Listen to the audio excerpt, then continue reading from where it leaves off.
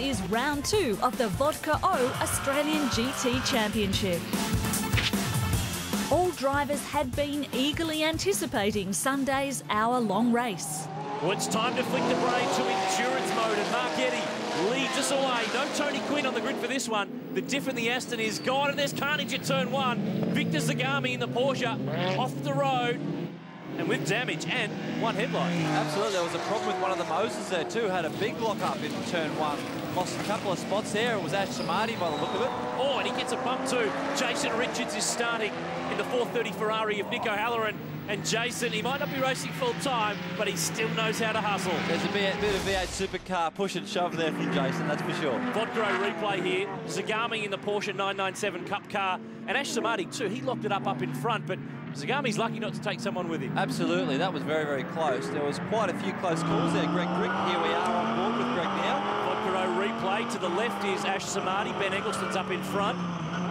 Ash goes in deep, locks up the Michelins. That was good spotting from Greg. Saw he was in a bit of a problem on the way into turn 1. Gave him some room. Oh, and Dean Grant slow as well in the Porsche. Jason Richards was first up in the Ferrari 430 GT3. Now, Jason Richards started a bit further back in the pack because the results from race 1 determined the grid for this race, and he's already rounded up Dean Grant. Too easy. Straight over and under the old over and under trick moves. And Jason is on a mission to catch these guys in front. He's already starting to pull a small gap on Dean Grant. Jason Richards putting the pressure on Greg Crick, who in turn is right on Ben Eggleston. It's great to see JR behind the wheel this weekend. He drove a Ferrari Peter Edwards car in Adelaide, but unfortunately it failed before he got in it. So great to see him hustling, but Crick, he's the one hustling. He's down the inside on Ben Eggleston, and the Viper's going much stronger in this race. Yeah, it is, absolutely. It looks like Ben's tyres are just going off a little bit. Jason now has got a good run out of turn 3, or into turn 3. Ferrari's nimble, it's in the gap, and there's a bit of contact. Jason, it's not your car. Mark Eddy pitted early while in the lead. Compulsory pit stop, 60-second stop. No driver change for the Audi. That left Clark Quinn dangerously out in front. The championship leader leads the way on board the Mosler, which is a car that's really suited to the high-speed corners with the sort of aerodynamic grip that it can generate. Winton, very slow, very short, sharp straights and tight 90-degree corners. Yeah, there's no aero needed here at Winton. You know, average speed around about 125 kilometres an hour. So you don't get, as you can see him just fly past the Lamborghini there under brakes, you don't get the aerodynamic aid here in the Moser as he did at Clipsal. Remember, this car runs a Chev-based engine. It sounds the part. Clark Quinn working his way to Penrite corner. There's Greg Crick in the Viper, Lindsay Yellen in the Ginetta, and Jason Richards is flying in the Ferrari. Here's Mark Eddy. Remember, he's already taken his 60-second pit stop. He's driving this race solo. He's good to go to the flag. By the time Jason Richards pitted, he had the Ferrari in 3rd place. He hasn't lost his touch, has he? Jason Richards steps out. Nico Halloran, bit of a height difference there. He jumps aboard. Bottle of water too from Dad Dave. Great job, JR. Greg Crick wasn't wasting any time leaving the pits. Greg Crick out of pit lane, up through the gears. Look out, Lotus in front. This is a bit unfair. Oh, geez, that's close. It's really tight. He's right on Tim Poulton, who wisely gets out of the way. I would too if I had that beast behind me and I was in a Lotus. Greg Crick pushing on, pitted from position 2. That car looks tough, it looks mean. And Crick's on the charge. Former champ in 2006 in this series.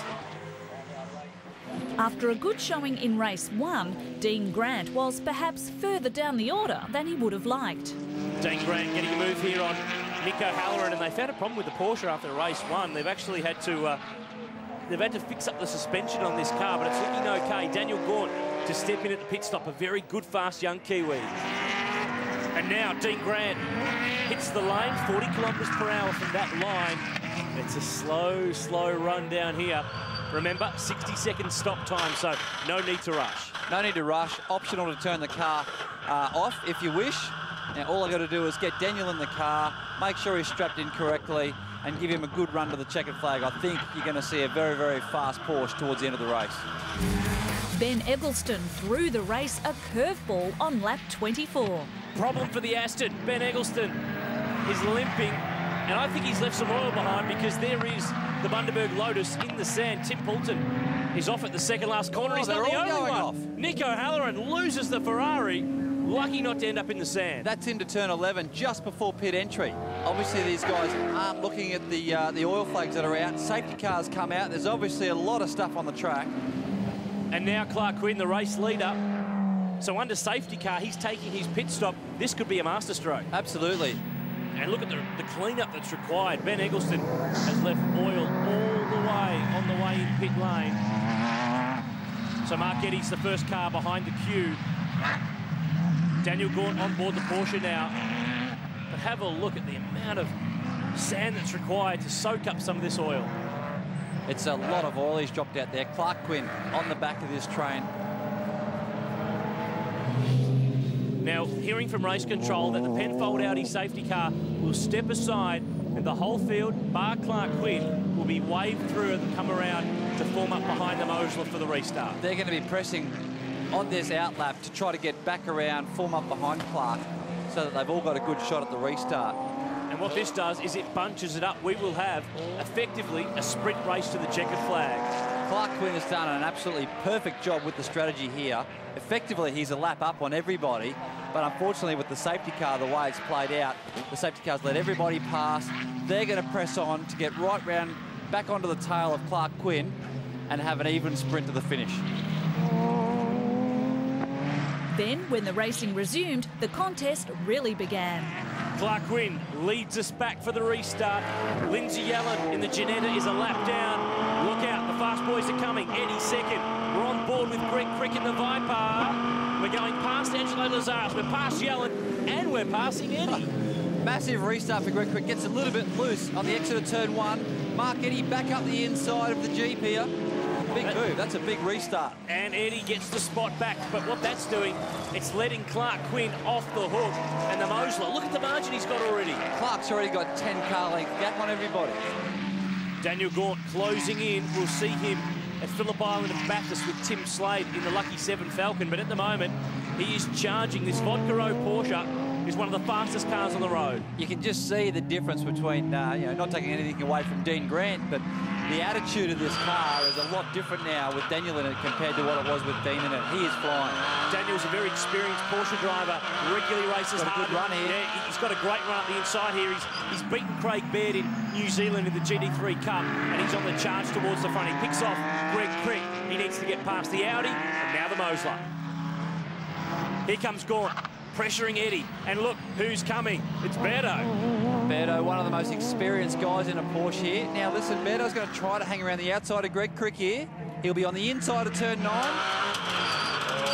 Very tight. Now that's Gaunt. That's Gaunt lunging Mark Eddy for second. And in the background, Craig Baird, who started at the back of the pack with Mark Sini, has charged through. So the Porsches with the professional drivers, that safety car's been perfect for them. You can just see the difference in driving, the aggression from these professional drivers, so much more intense. Look at the front of the Vodka Row Porsche dancing around as he zeroes in here on Clark Quinn. Time's ticking. There's still a few laps left to go. Now, the Porsches have been very good around the outside here to fill the gap for the next right-hander, and that's what the Kiwi's doing. He's absolutely. That thing has got so much more grip than Clark's car.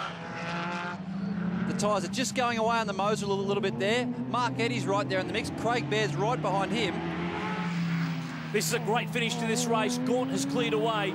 Quinn, Eddie and Baird. Now, the Kiwi gives the Audi a bit of a nudge from behind. That probably cost $5 grand. As if Beto would pay. Massive pressure here for Clark Quinn. And remember the championship. He and Eddie are fighting for it. Craig Baird is not. He's effectively a guest driver this weekend. But look at the margin that Gaunt has pulled. Gaunt has cleared out. Baird up the inside of Eddie. Position 3, got the job done. And Daniel Gaunt, final turn coming up. He's going to get a win with Dean Grant, who hasn't won since his first race win in a Lamborghini in '09 at Eastern Creek. So it's Grant and Gaunt, the Pro and the Am. They take race 2 at Winton, and that gives Dean Grant the round win. That's a fantastic result for Dean, Daniel, and the category. You know, what a great race. I mean, to finish a race like that, it's fantastic stuff. Clark Quinn second, Mark Sini and Craig Baird in third. Again, Lindsay Yellen picks up the GT Challenge class, and Jason Richards and Nico Halloran in position 8. Well, you brought in a big gun to help you out. What a great result. Oh, look, fantastic. It's nothing better than a win. I mean, he had a lead, and then he sets the fastest lap on, I think, the second last lap. So, fabulous drive. He's just a great bloke. And it was a tight result in the end. Grant wins the round by 1 point. Clark Quinn second by 1 point over Mark Eddy.